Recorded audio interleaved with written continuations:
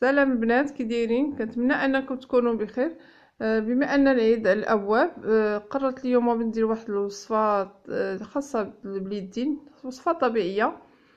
وقلت نشاركها معكم لان واحد الوصفه كتعجبني بزاف وغزاله بالنسبه لليدين، رائعه رائعه بزاف لليدين. انها كتخلي واحد الرطوبيه، هو كريم هو كيخلي واحد الرطوبيه في اليدين ممتازه بزاف. وكيجبد البشره. ما غاديش تندمي كاع الا جربتيها ودرتيها، ما تندميش، غتولي معتمده عندك كل مره تسالي وغتعاودي تصاوبيها لانها جد رائعه. هانتوما تابعوا معايا مراحل ديال التحضير ديالها، راه سهله. بالنسبه للمقادير، عندنا صابونه ديال ضوف، عندنا كريم غليسوليد يكون الاصلي، هو اللي زوين. نتوما كتلاحظوه هو اللي كنستعمل انا، انه هو زوين. هي بوحدو راه كيدير كيرطب اليدين، الا دهنتيه بوحدو زوين، كينقي اليدين وزوين، ويكون الاصلي. عندنا ماورد وعندنا زيت الجليسيرين. زيت الجليسيرين ممتاز للبشره ديال اليدين بزاف، والاظافر اكثر كيغذيهم مزيان الاظافر. وعندنا فازلين. غناخذوا صابونه ديال الضوف، غنحكو النص فيها، نصاوبوي كميه حتى تتسالي اللي كتعاودي تصاوبي الاخرى. نص ديال الصابونه غتحكيها مزيان.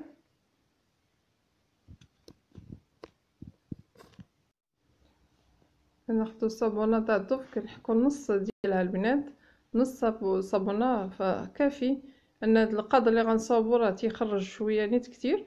غادي ديري بيه مده حتى يسالي لك، اللي عاودي صاوبي الاخر، ما تحتاجيش ديري كميه كثيره. وحتى في الاستعمال ديالو راه الا درتي واحد شويه دهنتي به يديك راه كيقضي، لانه فيه هاد المواد كلها كريميه، كلها كتعطي الرطوبه لليدين مزيان.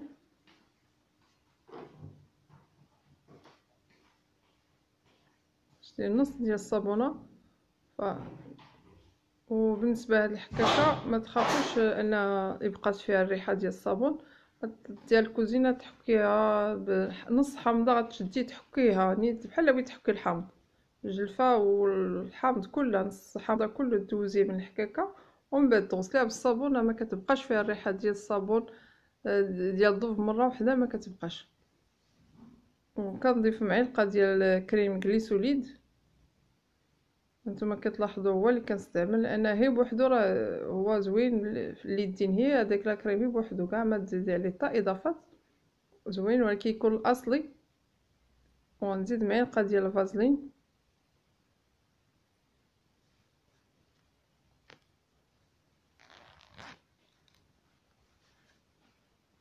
ومعلقه ديال زيت الجليسيرين. غنحل القرعه لان هذيك ما خواش ليا مزيان، غنحل القرعه باش نخوي. دير معلقه كبيره عامره ديال زيت الجليسيرين، لان هو واخا الثمن ديالو شويه طلع، ولكن راه مفيد بزاف للبشره والاظافر، خاصه الاظافر. ونزيد ماورد،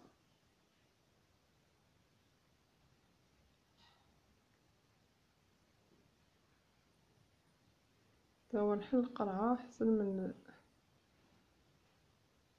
نزيد حتى هو معلقه كبيره ديال ماورد صافي. وكنبدا نخلط هاد العناصر مزيان،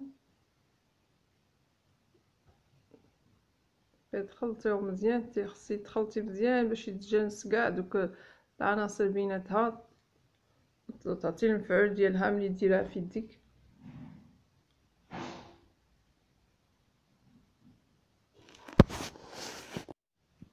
هانتوما كتلاحظوا البنات راه نسيت معلقه ديال النشا، سمحوا لي.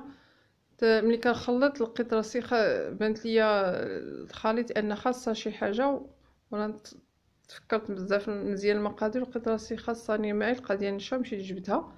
هاي خصكم تضيفوها ضروري منها، انا كاينه في الوصفه هي نسيتها. غنضيفها اللي نعاود نخلط ثاني هادشي مزيان، ان العناصر خصهم يتجانسوا مزيان بيناتهم باش يعطيو المفعول ديالهم. الا كتفضلي انك ديري في حمام ريم ديريه باش يسخن شويه الصابون وكيذوب وتيسهل عليك انك تخلطيه وما كيجيش شويه محبب. انا كنفضليه هكا، كندير ليه هكا وكنديرو في واحد البواطه وكنخليه.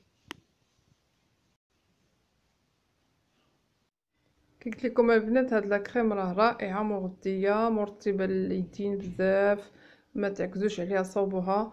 غادي يبان لكم التغيير في يديكم مزيان من هنا لين ان شاء الله، غادي يبان لكم واحد التغيير في يديكم، ما تعكزوش عليها صوبوها. انا مره في الاسبوع كندير نقشر يديا بزيت الزيتون والحامض وشويه ديال السكر، كندير بهم التقشير وكنغسلهم منه اللي كندهنهم بهاد لاكريم، وكتكون عندي نتيجه رائعه. نتمنى انكم كذلك نتوما تجربوها وديروها، راه غتبان لكم نتيجه رائعه في يديكم. هانتوما البنات الكريم ديالنا دابا صافي صباح جاهز. ها هو هاد القدر كافي واحد المده، يدي واحد المده هاد القدر ان شويه كي قلت لكم شويه كيقضي تيدير المفعول. هانتوما كتلاحظوا كنسرحوه في يدينا وكندلكو نمصيو نجبدو مزيان البشره تاعتنا، دوك الكعيبات وكلشي كنجبدو مزيان. وقت ما ساليتي الشقه ولا كملتي ما باقيش غادي ديري يديك في الماء، كتاخديه وكتدهني به. اما انا درتيه في الليل في الصباح عرفتي كيصبحوا يديك روعه، كيصبحوا رطبين وزوينين. هما قلت لكم دوك الحبيبات ديال الصابون الا ما بغيتيهمش ديري تخلطي كلشي وديريه في حمام مريم كيذوب الصابون، اللي عاودي خلطي ما كيبقاوش هما ماشي مشكل لا بقاو، لا كنخليه غير هكا. المهم انك تدير تسرحيه في يديك مزيان راه كيعطي نتيجه زعما صدقوني من الاسبوع الاول ما كتكمليش حتى تبان لك النتيجه مزيان في يديك، كيبين لك التغيير في يديك مزيان، تحسي بالرطوبيه ديالهم والبشره كتجبد، ولا كاين شي تصبغات تتحيد ابتداء مع مواد التنظيف كيتنشف البشره ديال اليدين. هاد لاكريم لا كيحيد ديك النشوفيه كيرطبهم مزيان. وحتى رجلين حتى الرجيلات راه ديريهم ليه راه مفيد حتى هو ليهم، حتى هما راه مزيان ليهم.